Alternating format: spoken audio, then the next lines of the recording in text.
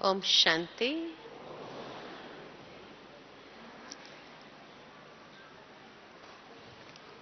बाबा का हर बच्चा विशेष है, चुना हुआ रत्न है और इसीलिए सभी के अंदर कोई न कोई ईश्वरीय वरदान जरूर है जो आप सभी भी अपने जीवन में अनुभव करते होंगे। ऐसे ही बाबा का एक वरदान जो हमारे जीवन में भी है और उस वरदान के आधार पर ही ये एक वरदानी जीवन है। बाबा ने हम बच्चों को ज्ञान के विभिन्न पॉइंट्स दी है और हमेशा बाबा हम बच्चों को कहते हैं कि बच्चे ये ज्ञान के रत्नों से खेलते रहो, विचार सागर मंथन करते रहो, तो कोई भी प्रकार का व्यर्थ चिंतन मन के अंदर नहीं चलेगा। व्यर्थ से मुक्त हो जाएंगे और सदा ही खुशियों का अनुभव करेंगे। इसी प्रकार हमने भी जीवन के अंदर बाबा की दी हुई ज्ञान की बातों को किसी न किसी रूप से उसको खेलते हुए कुछ बाबा के नए नए अनुभव करने को मिलते हैं। ऐसा ही एक पॉइंट मेरे मन में कुछ समय से चल रहा था और उस पर जो बातें मन के अंदर आई, आज आप सबके साथ उसी बात को शेयर करना चाहती हूं। तो विचार चल रहा था कि हमेशा बाबा संगम युगी ये ब्राह्मण जीवन की महत्ता बहुत बताते हैं और इसकी वैल्यू कितनी है ये भी समय प्रति समय अलग अलग मुरलियों में हमें सुनाते हैं, ताकि हम बच्चों को अंदर में एक नशा रहे और उस नशे के साथ हर दिन हमारा इस पुरानी दुनिया के अंदर होते हुए भी संगम युग का सुख हम भोग सके, बाप दादा के साथ का एक एक पल सुखमय जीवन का अनुभव कर सके।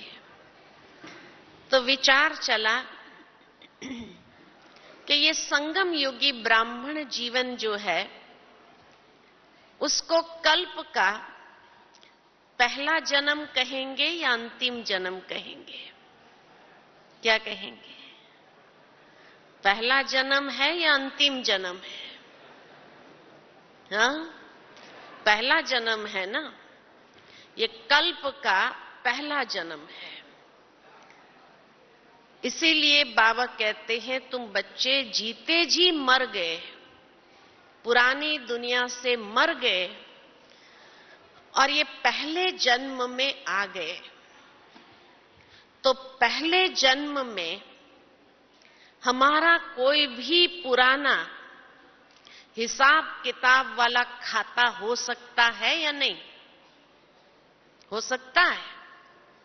पुराना कोई हिसाब किताब वाला खाता बाकी हो सकता है। जैसे दुनिया में भी लोग नया साल आरंभ होता ही नए चौपड़े, पुराना जितना भी है उसको चुकतू करके नए चौपड़े आरंभ करते हैं। पुराना कोई भी कैरिड फॉरवर्ड नहीं होता है, उसको पहले चुका देते हैं और फिर नए चौपड़े आरंभ करते हैं। तो ठीक इसी प्रकार अगर कल्प का 5000 साल के कल्प का हमारा ये पहला जन्म है तो हमारा कोई पुराना चौपड़ा हो सकता है? हो सकता है। कि नहीं हो सकता है, नहीं हो सकता है। इसीलिए जब तक पुराना चौपड़ा खत्म नहीं हुआ तब तक ब्राह्मण बन नहीं सकते। आप लोगों को शायद ज्ञान कई बार मिला होगा, बचपन में मिला हो, कुमार अवस्था में भी आपने प्रदर्शनी देखी हो, कुमारी अवस्था में भी प्रदर्शनी देखी हो, लेकिन क्योंकि आपका पुराना चौपड़े का हिसाब किताब बाकी था तो उस समय ज्ञान बुद्धि के अंदर बैठता नहीं है। लेकिन जब पुराना सारा हिसाब किताब समाप्त हुआ तब ब्राह्मण बनते हैं। ब्राह्मणों के लिए पुराना हिसाब किताब कोई होता नहीं।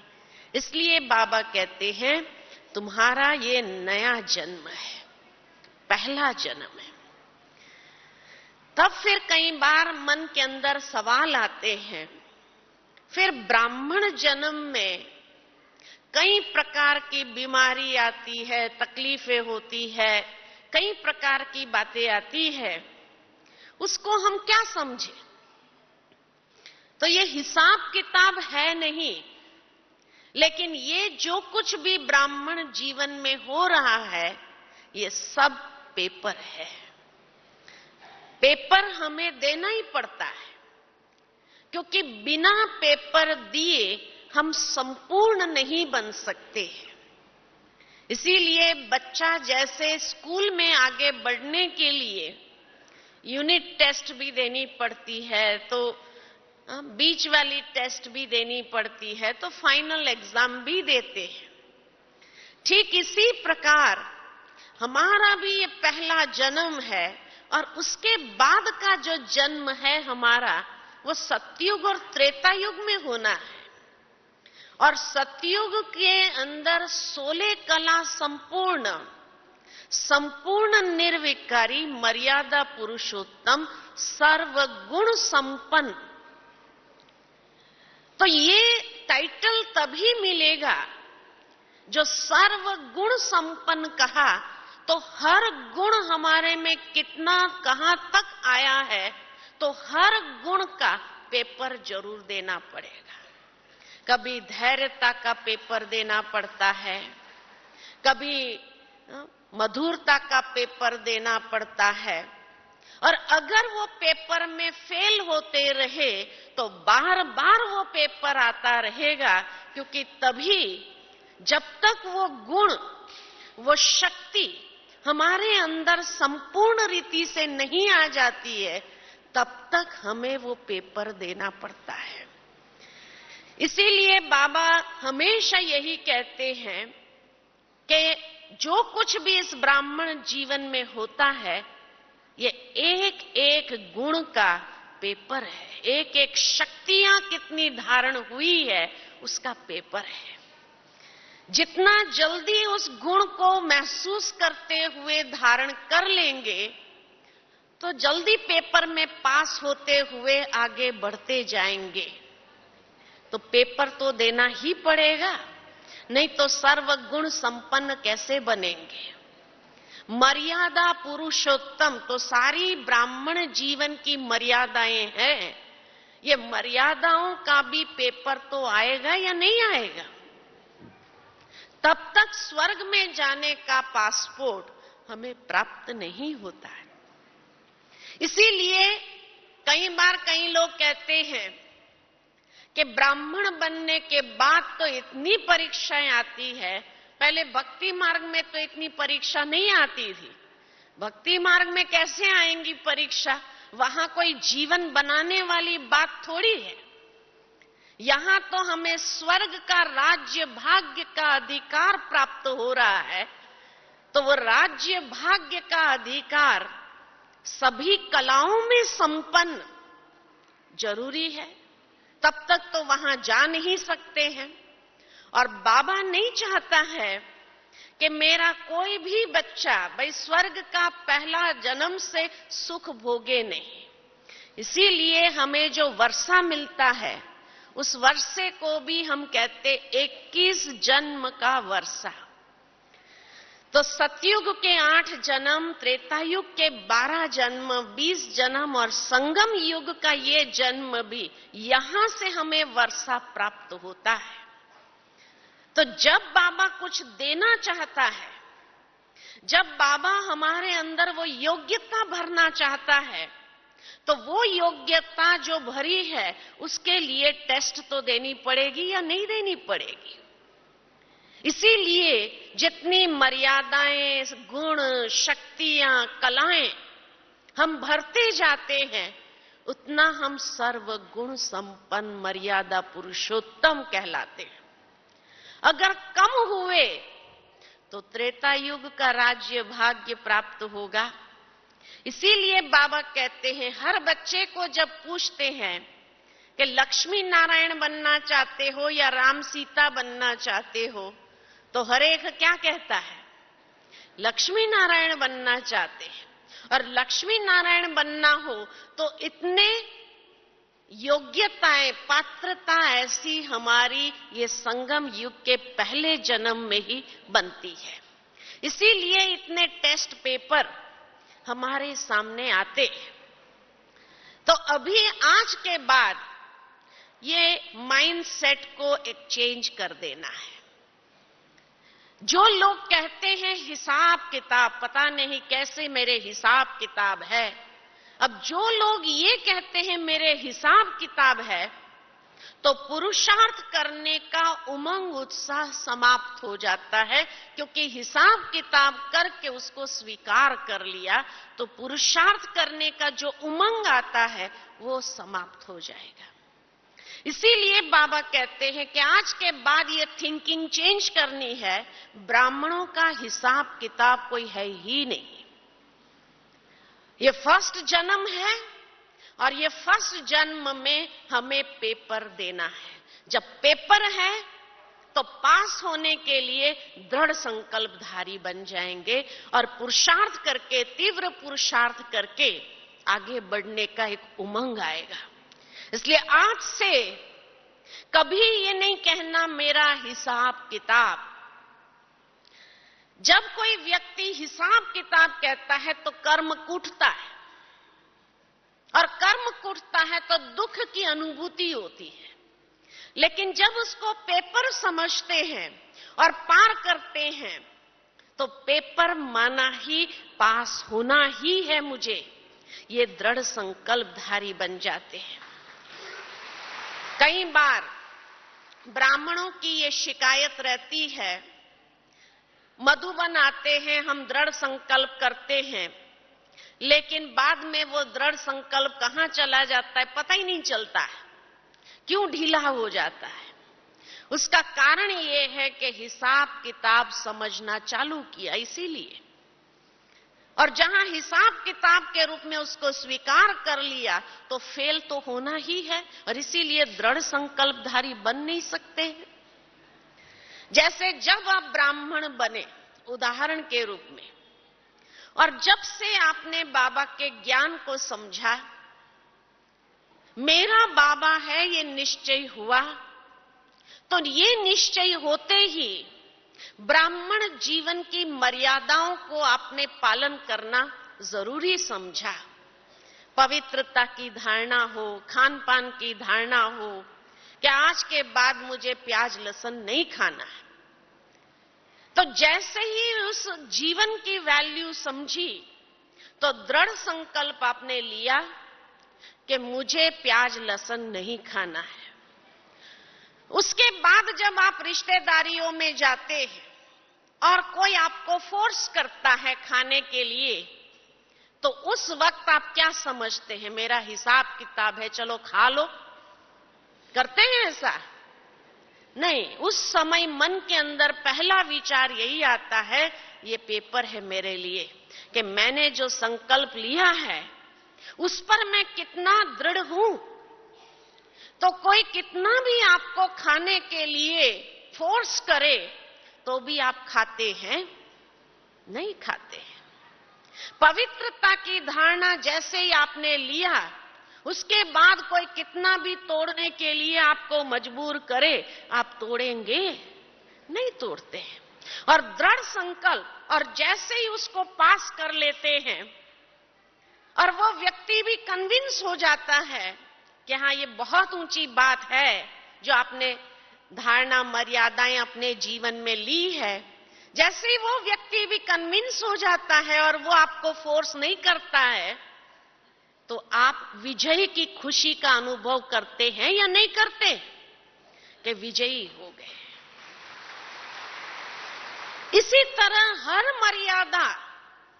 मर्यादा को आपने जब भी जीवन में दृढ़ संकल्प करके धारण किया, कितना भी पेपर सितम आपके ऊपर आए तो भी उस वक्त हिसाब किताब नहीं समझते हैं, लेकिन उस समय यही समझते हैं बस इसको पार जरूर करना है और विजयी भव होना ही है। और जब वो विजयी भव होते हैं तो कितनी खुशी अंदर में रहती है। ठीक इसी प्रकार जो छोटे छोटे गुणों के बारे में दृढ़ संकल्प करना है, तो उसके लिए भी ऐसे ही दृढ़ संकल्प करना है। अगर बड़ी बड़ी बातों के लिए, बड़ी बड़ी धारणाओं के लिए हम दृढ़ संकल्प करके पास हो गए, तो छोटे छोटे गुणों के लिए हम पास नहीं हो सकते। मधुरतापूर्ण व्यवहार, धैर्यता वाला व्यवहार, उसको पास नहीं कर सकते। तब क्यों कहते हैं क्या करें, मेरा हिसाब किताब है, मुझे गुस्सा आ जाता है। अगर पवित्रता जैसी बात को आपने जीवन के अंदर धारण कर लिया तो क्रोध उसके आगे क्या है? वो महाशत्रु के ऊपर विजय प्राप्त कर लिया तो क्रोध क्या चीज है? तो उस समय क्रोध के वशीभूत क्यों हो जाते हैं? क्योंकि हम समझते हैं कि ये हिसाब किताब है, उसने गुस्सा किया, मैं क्यों सुनता रहूं, मैं भी गुस्सा कर लिया। तो इसीलिए बाबा कहते हैं कि बच्चे अगर कोई गुस्सा करते हैं तो उसको जवाब देने के बजाय आप मुख में मुलहरा डाल दो, शांत हो जाओ, उसकी बातों का प्रत्युत्तर नहीं दो किसी भी तरह से। तब कहेंगे कि हां, आपने उसके ऊपर विजय पाया। नहीं तो अधीनता ही बनी रहेंगी, सर्वगुण संपन्न कभी नहीं बनेंगे। अच्छा, उसके बाद कई चीज ऐसी दिखाई देती है, जैसे ये हिसाब किताब है। हिसाब किताब पिछला नहीं है, लेकिन इस जन्म में जो पेपर नहीं समझता है और उसको लेकर के जो कहीं गलत काम कर लेते हैं, भाई किसी ने गुस्सा किया तो हमने भी गुस्सा कर दिया, किसी ने उल्टा सीधा बोला हमने भी उसको जवाब दे दिया। अब ये जो जवाब दे दिया उसको पेपर समझ के पास नहीं किया, तो ये नया हिसाब किताब इस जन्म में बनता है।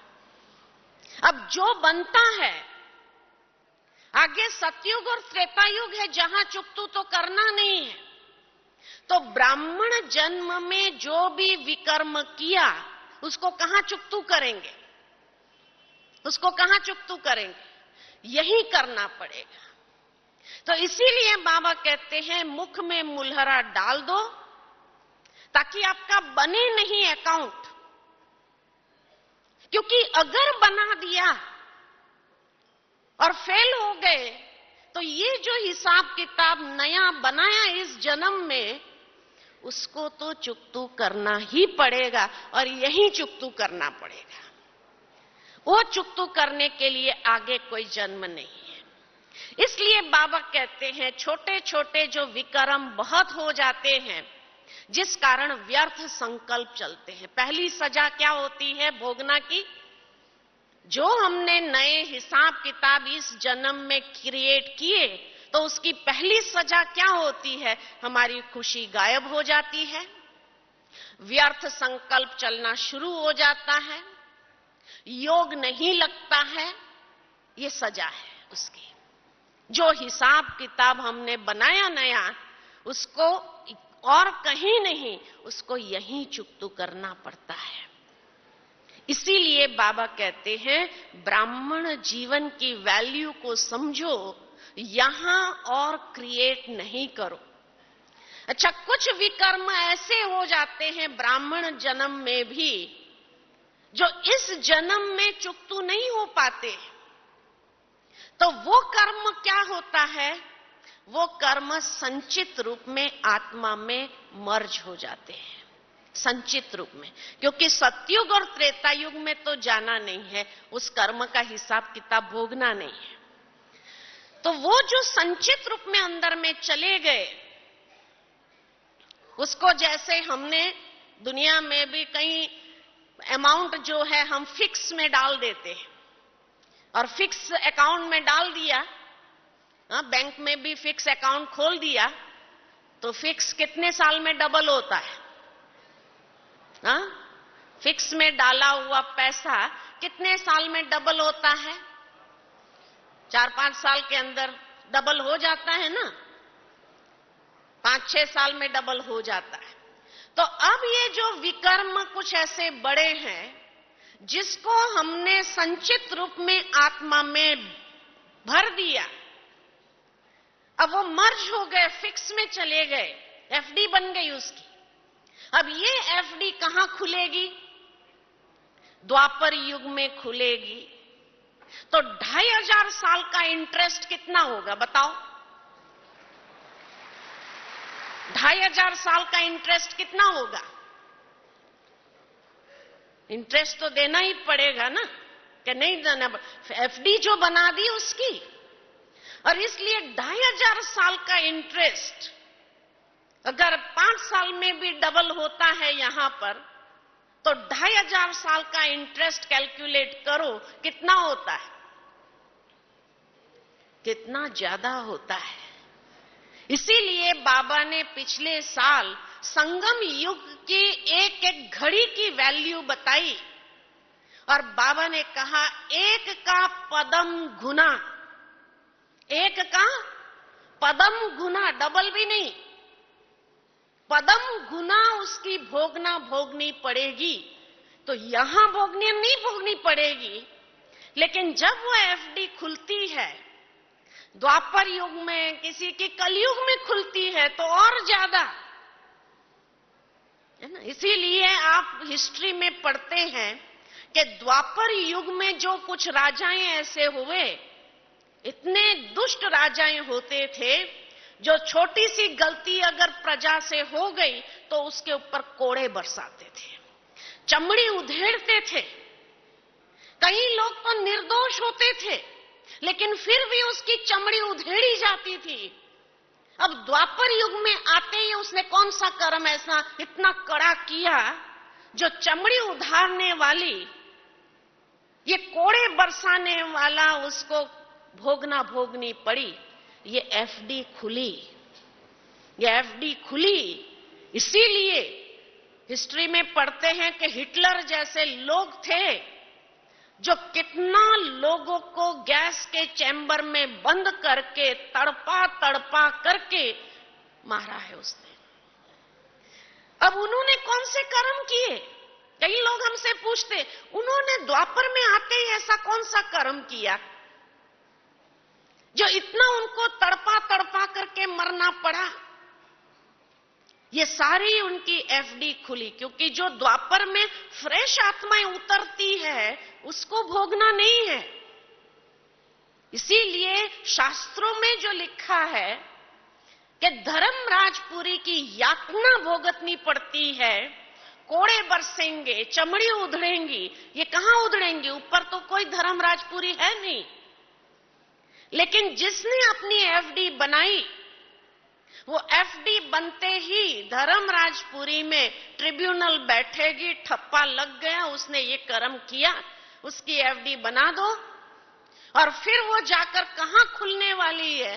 बाकी धर्मराजपुरी में तो कोई सजा नहीं मिलती है। हाँ, बाबा धर्मराज बन करके उसको ठप्पा मार देता है, फिर जो है ट्रिब्यूनल जो बैठेगी उसके हिसाब से वो ठप्पा लग जाता है, जिससे कोई नहीं छूट सकता है।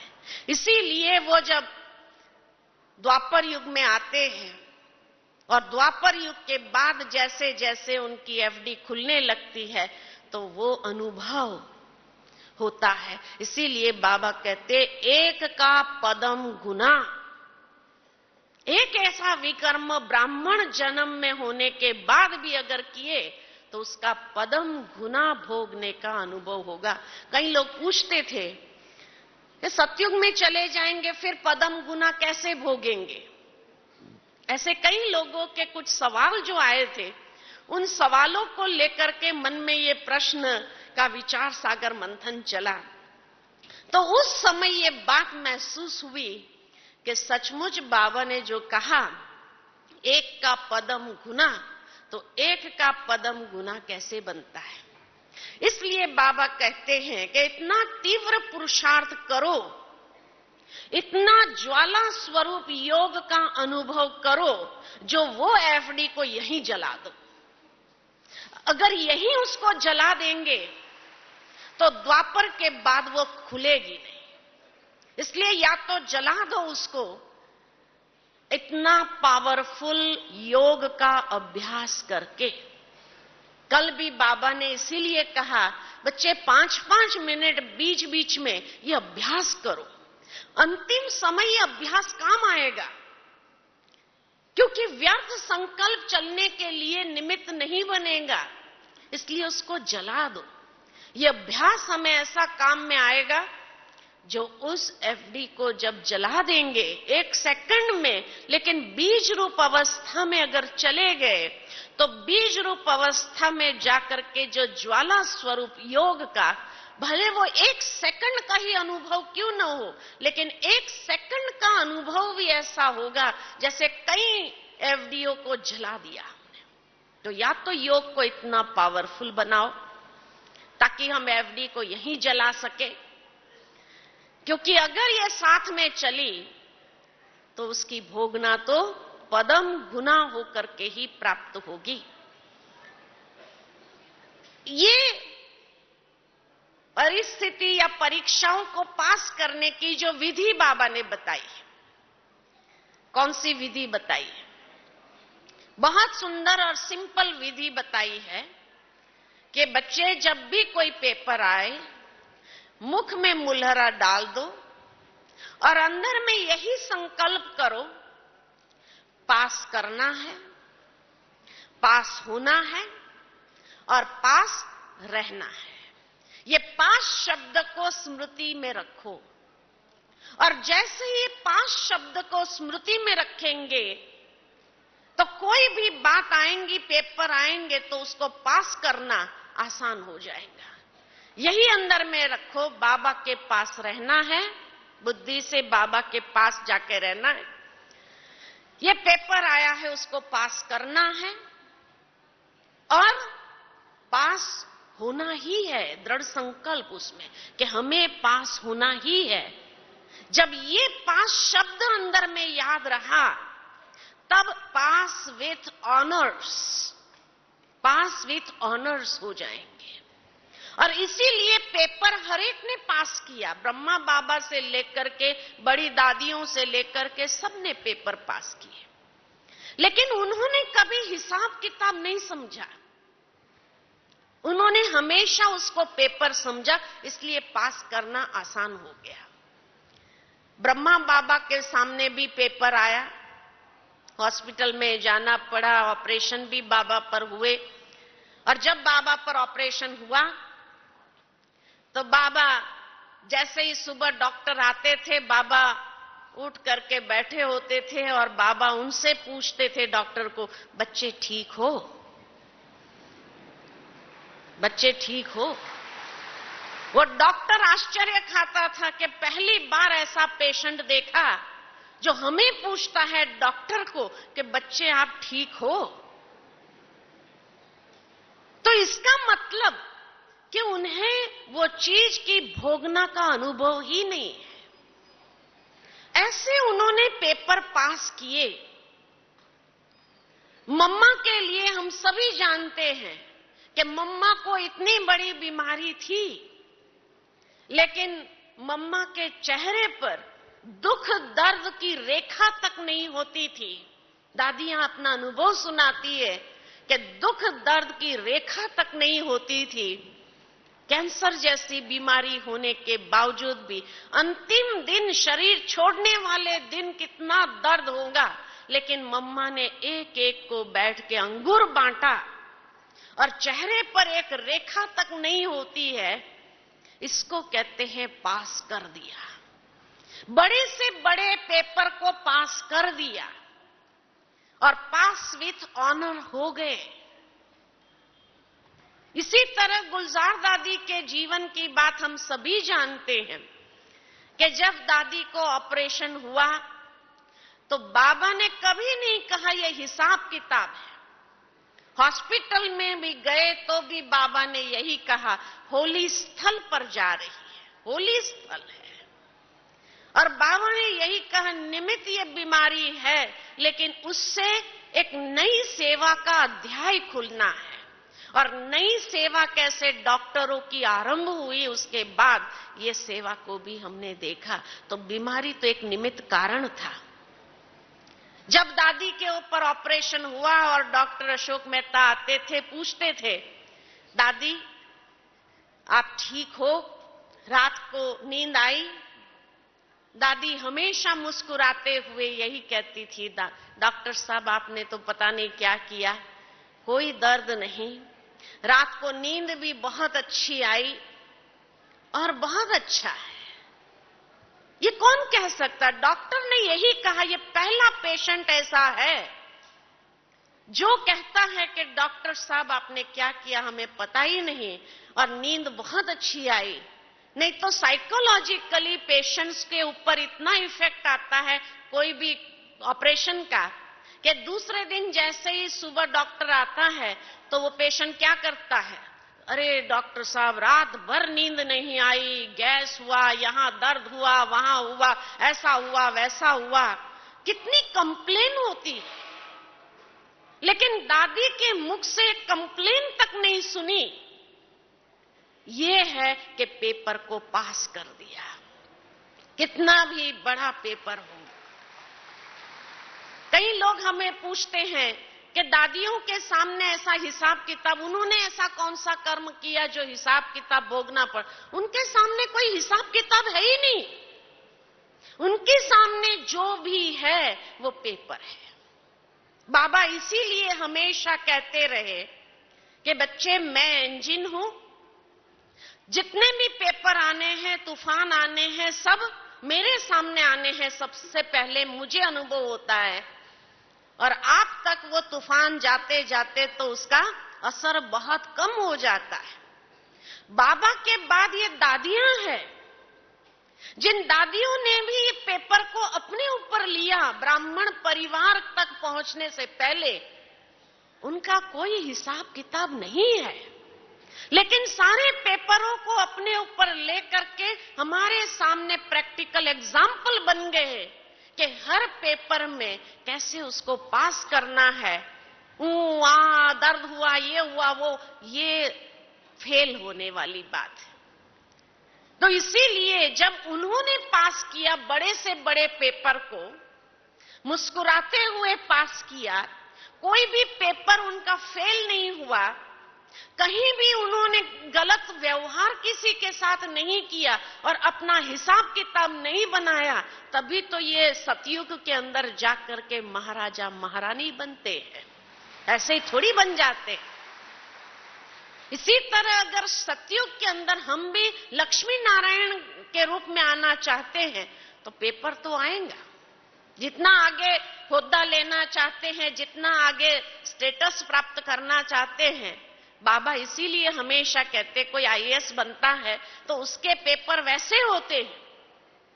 हाँ, जिसको पढ़ना नहीं है, जिसको सर्वेंट बनना है तो उसके सामने कोई पेपर भी नहीं है, लेकिन आईएएस बनना है तो पेपर भी तो वैसा ही होगा।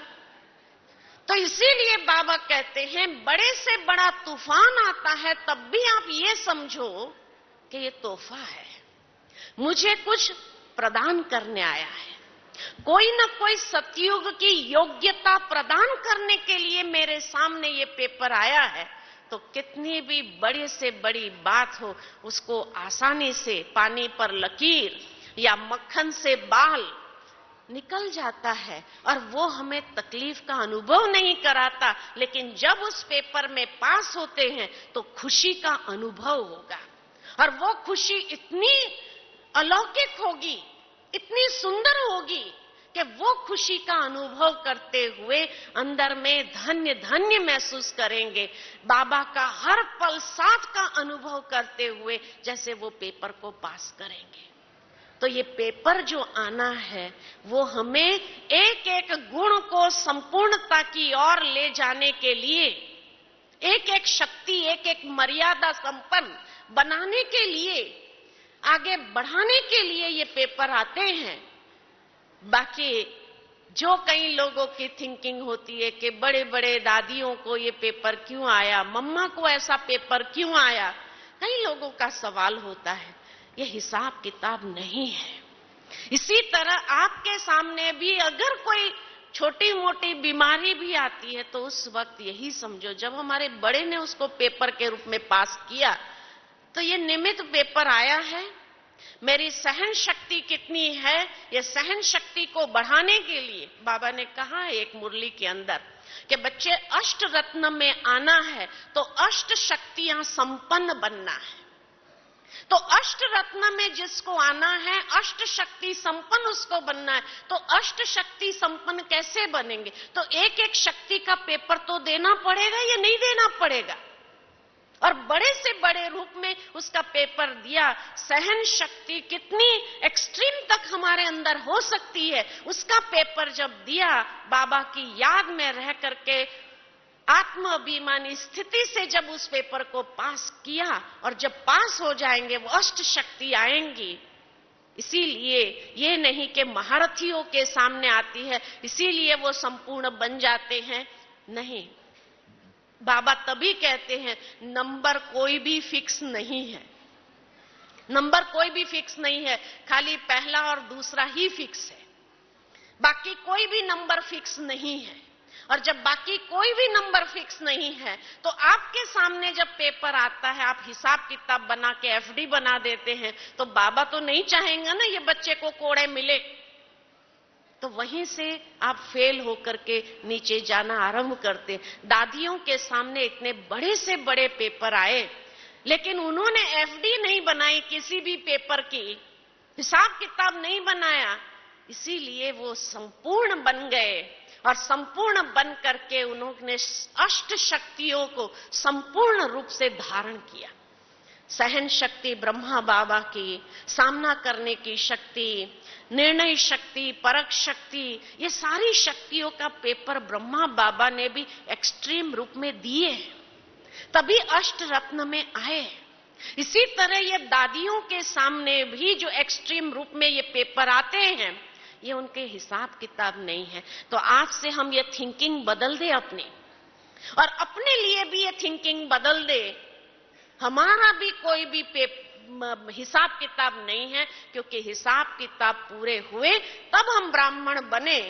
ब्राह्मण बनने के बाद हिसाब किताब नहीं, जो कुछ भी आता है जीवन के अंदर ये पेपर बन करके आता है। और जब पेपर बन करके आता है तो पेपर को पास करने की साइकोलॉजी या पेपर को पास करने की मनस्थिति हम ऐसी बना ले तो उसको पास करना ही है और पास होना ही है, पास रहना है। तब पास विथ ऑनर्स, जो बाबा कहते पास विथ ऑनर्स, ये सर्टिफिकेट जो मिलेगा, तीन सर्टिफिकेट चाहिए, उसमें भी स्वयं से संतुष्ट, पेपर पास करने के बाद भी कोई कंप्लेन नहीं, स्वयं से संतुष्ट, दूसरे मेरे से संतुष्ट, और बाबा भी मुझसे संतुष्ट कि हाँ बच्चे ने पेपर पास कर लिया। तो ये तीनों सर्टिफिकेट तभी हमें मिलेंगे और तभी हम जो भी 108 की माला में जाना चाहे, 16,108 की माला में जाना चाहे, जो माला में जाना चाहे, वो हमारे ऊपर है। तो इसलिए बड़े से बड़ा पेपर भी आए तो भी निश्चिंत रहो और यही कहो भले आए, क्योंकि ये बड़ा पेपर हमें राजगद्दी के अधिकारी बनाने के योग्य बनाने वाला है। तो बड़े से बड़ा पेपर को स्वीकार करने की एक मानसिक तैयारी हम अपनी ऐसी बना ले जो कोई भी पेपर हमें फेल नहीं कर सके। ना हमें किसी के लिए कोई शिकायत है, ब्राह्मण बनने के बाद उसने ऐसा किया, उसने ऐसा, जिसने जो किया वो जाने। मुझे किसी का शिकायत नहीं करना है और मुझे किसी के बारे में सोचना नहीं है, क्योंकि सोच करके भी मैं अपना हिसाब किताब बनाना नहीं चाहती हूं। इसीलिए बाबा कहते कि व्यर्थ संकल्पों से मुक्त हो जाओ। कल की मुरली में भी बाबा ने यही हमसे शिवरात्रि के निमित्त, बर्थडे की गिफ्ट के निमित्त बाबा ने यही दृढ़ संकल्प हमसे कराया कि व्यर्थ संकल्प से स्वयं मुक्त रहो और फॉलो ब्रह्मा बाप की तरह हमें करना है। ब्रह्मा बाबा ने जब इतने पेपर दिए, बाबा को कभी कोई बात से लेकर व्यर्थ संकल्प नहीं आया, कभी कोई बात में शिकायत नहीं हुई। शिव बाबा को कंप्लेन नहीं किया कि बाबा पहले तो मैं इतना इज्जत वाला था समाज के अंदर और आज मेरे सामने इतने पेपर क्यों। बदनामी के पेपर भी आए, सब प्रकार के पेपर आए बाबा के सामने। बाबा ने मुस्कुराते हुए, बाबा के कोई फोटो के ऊपर टेंशन की रेखा देखी? इसीलिए बाबा कहते बेफिक्र बादशाह, बेफिक्र बादशाह के ये पेपर है, हिसाब किताब है ही नहीं, तो पेपर है तो पेपर में बेफिक्र बादशाह बन के कॉन्फिडेंस के साथ आगे बढ़ो, विल पावर के साथ आगे बढ़ो और उस पेपर को पास करो। कोई बड़ी बात नहीं है, ठीक है ना। तो इसीलिए ब्राह्मण जीवन माना कोई हिसाब किताब नहीं। सारे हिसाब किताब पूरे हुए तब हम ब्राह्मण बनते हैं और ब्राह्मण बनने के बाद जो कुछ भी होता है ये पेपर है। हमें नई एफडी बनानी नहीं है, एक का पदम गुना प्राप्त करना नहीं है द्वापर के अंदर जाते ही नहीं, बहुत सुंदर जीवन जीनी है। तो बाबा कहते हैं कि तुम ब्राह्मणों को जब यथार्थ रीति से जीना आ जाता है, इतना ऊंचा ज्ञान हमें मिला है, यथार्थ रीति से कर्म करना जीना आता है, तो 3 हिस्सा सुख और 1 ही हिस्सा दुख का अनुभव करेंगे। तो 3 हिस्सा सुख प्राप्त करने के लिए भगवान ने इतनी बड़ी लॉटरी हमें दी है कि 3 हिस्सा हम सुख भोगे, ये भगवान चाहते हैं। और इसीलिए जब बाबा ऊपर से देखते हैं कि कुछ आत्माएं ब्राह्मण बनने के बाद भी ऐसी एफडियां बना देते हैं, तो बाबा को भी क्या होता है, रहम आता है। इसीलिए बाबा कहते हैं अगर कोई ब्राह्मण भी देखते हैं एक दूसरे को तो उसको सहयोग दो, शुभ भावना का दान दो। शुभ भावना, शुभ कामना का दान देने से, सहयोग देने से हो सकता है कि वो आत्मा भी उस एफडी बनाने के भाव से मुक्त हो जाएंगे। तो इसीलिए एफडी न मुझे बनानी है, अगर किसी को बनाते हुए देखे तो भी क्या करो, उसको शुभ भावना का सहयोग दो, बाबा से सकाश दो कि वो आत्मा भी उससे मुक्त हो जाए। और अगर गलती से कोई बन भी गई हो तो बाबा ने कल तो बहुत सुंदर अमृत वेले का महत्व बताया कि अमृत वेले इतना पावरफुल योग करके हम वो ज्वाला स्वरूप योग करके वो एफडीओ को क्या करो, जला दो। जितना उसको जला देंगे बस मुक्त हो जाएंगे, खुशी होगी। हम बहुत सुंदर अनुभव करते हुए संगम युग के एक एक पल सुख का अनुभव करते हुए आगे बढ़ेंगे और सदा बेफिक्र बादशाह के रूप में आगे बढ़ते हुए मौजों का जीवन अनुभव होगा, मेहनत वाला जीवन नहीं होगा। हिसाब किताब समझते तो मेहनत लगती है, पेपर समझते तो मौज है। और पेपर को भी क्या समझो, पेपर टाइगर है।